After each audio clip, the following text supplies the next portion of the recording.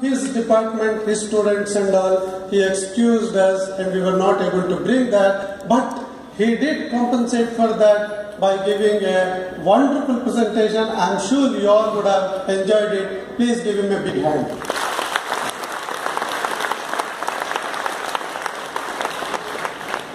From the conventional style of,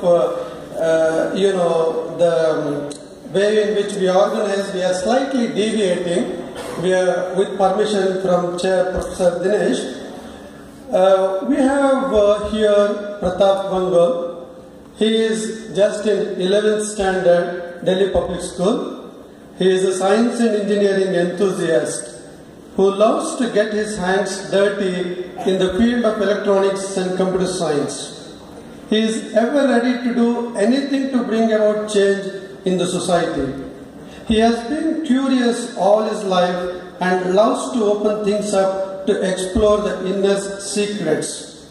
He is currently studying computer science at Delhi Public School in Bangalore and is working on agricultural Internet of Things and environment monitoring systems. What we did was, after finding out about his credentials and myself and Professor Dr. Nayak, who is his mentor, who is here, we felt that we should use this opportunity to give him encouragement, which should be an encouragement to you all, should be a motivating factor to you all, that age is not the restraint, but anybody can do any of the new research. In the year 2005, his project was LED flasher using IC 555, electronic organ, meteoronome, wireless mouse and code generator. In the year 2006, he devised a police car siren, LED bike light, head style generator, 5 volts power generator. In the year 2007, he devised an electronic device, model lighthouse, LED light traffic, rain alarm, Andro humanoid robot using Lego Next Kit. In 2008, he did a clap switch, IR motor switch on, water level alarm signboard. In the year 2009, he devised a digital clock, electronic lock, laser trip alarm, IR trip alarm. And today, he will be talking about some of his future and the new model, whatever he has proposed from the point of view of bioscience and about habitat in Mars. Over to Pratap. Thank you, sir, for that introduction. So, Mars, as you all know, is our neighboring planet. And Mars is that planet which has intrigued all scientists and many companies over here because scientists used to think that life existed there on Mars. But sadly, we haven't found many traces of it. So we ourselves want to go and colonize Mars. So in this presentation, I'll be covering these few points on environment monitoring probes, robots on Mars, and how we could grow plants on Mars. So now that we know that we want to go to Mars, how do we get real-time measurement of the planet's surface? Because we have to decide a spot on the Martian surface where we want to build our settlement. So how do we get real-time measurements? Because these measurements are actually very important for figuring out that area. So, but before that, what should we measure on Mars? There are many criteria, many parameters which we need to measure, and I will be talking about just 3 or 4 major points. First, we need to measure tectonic activity, as we don't want, earthquakes on Mars, or as we'd like to call them, Marsquakes, to strike our habitat over there. Then we would require sunlight, because sunlight is necessary for the plants to grow over there and is also necessary for power generation. Okay. Then after that we need wind velocity. We need to monitor the wind velocity because we don't want our habitat or settlement, being blown off due to dust storms on Mars. So how do we monitor these? We use sensors. Sensors are actually devices which convert physical changes or changes in their environment into electrical impulses, which can then be understood by microcontrollers and other electronic systems.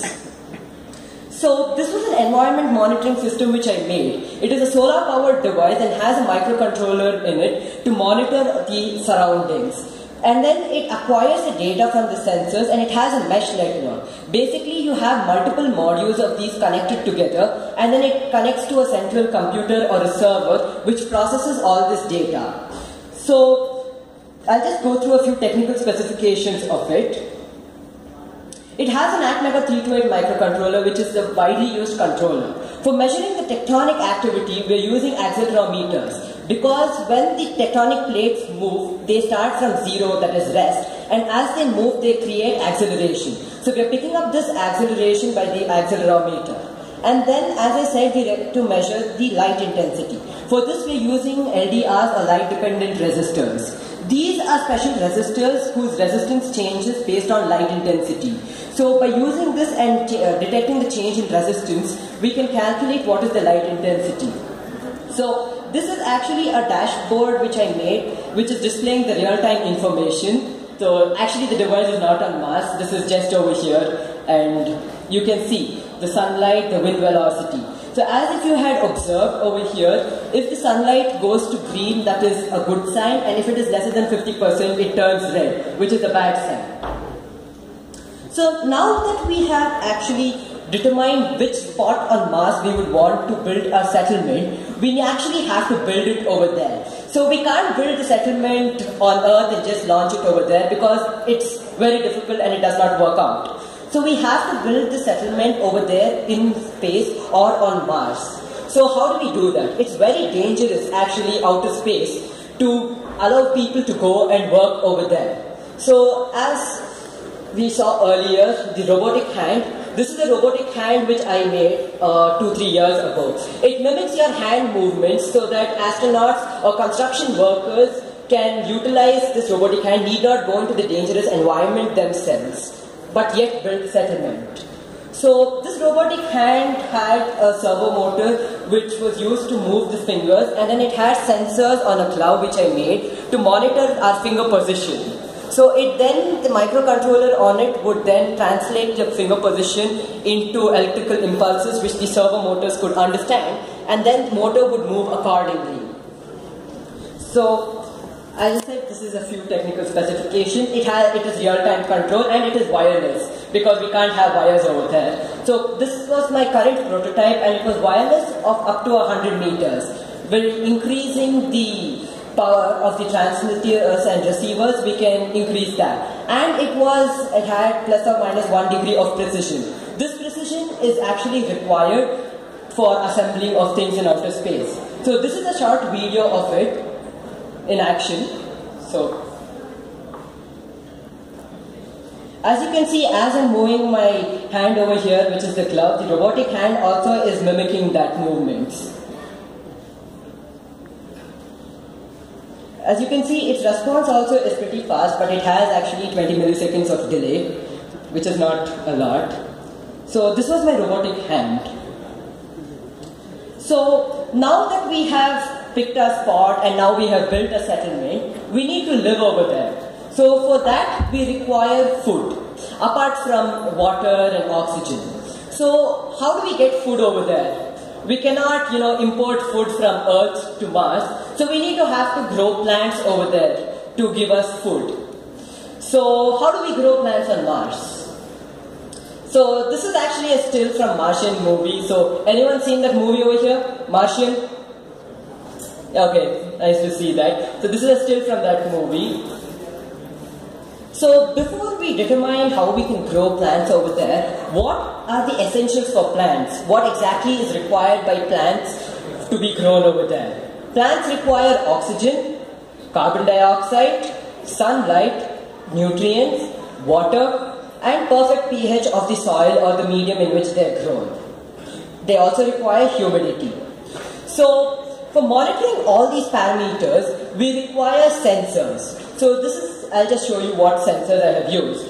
So we have used light sensor, we have a pH sensor also, we use humidity sensors, carbon dioxide sensors.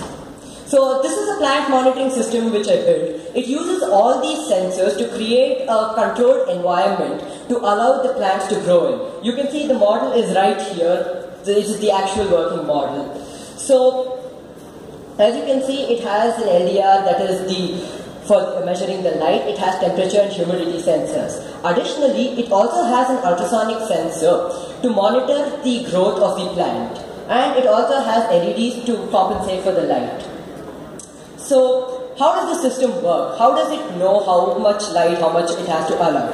First of all, we program the system to make sure it creates a controlled environment of specific parameters. So it has a microcontroller in it which monitors the sensor data and then feeds it onto a Linux computer. This computer hosts a web page and also calculates what is the error, what is the difference in what is required, that is the threshold, and what is the real-time data. After doing so, it then calculates how much is the compensated value and then sets these physical things. So, technical specifications, again I'm using a microcontroller, and it has a soil moisture sensor for monitoring the moisture levels of the soil. So it is a resistive type. This means that the resistance of the sensor changes as and when the soil moisture increases or decreases. Then we have the humidity sensor, which is a capacitive type, which means the capacitance of the sensor changes according to humidity. So then we are using an Apache server and a Node.js server for hosting the web page and monitoring and controlling the environment. So this is a small dashboard, the website in which you can log in and monitor the plant's progress. So this is a short video clipping of it. As you can see, we have a dial over here which is showing the current temperature. Then we have a graph too. So as I said, for monitoring and controlling the environment, so this is manually as we are adjusting the light intensity. Notice the change in the light intensity around in this region over here as the system is activated and is running. So apart from this, it monitors and measures the other parameters also, such as soil moisture. So we display it with graphics over here, and you can notice the graph too. So then, apart from the soil moisture, we also have humidity. So as you can see, if you hover over the graph, it also displays the real-time data and also with a timestamp. So you can know at what time what the data was. And this graph keeps refreshing every second and displays up to 1 minute of data. So if you have noticed that on all these graphs, the graph was square wave-ish in nature. This is because of the PID loop, which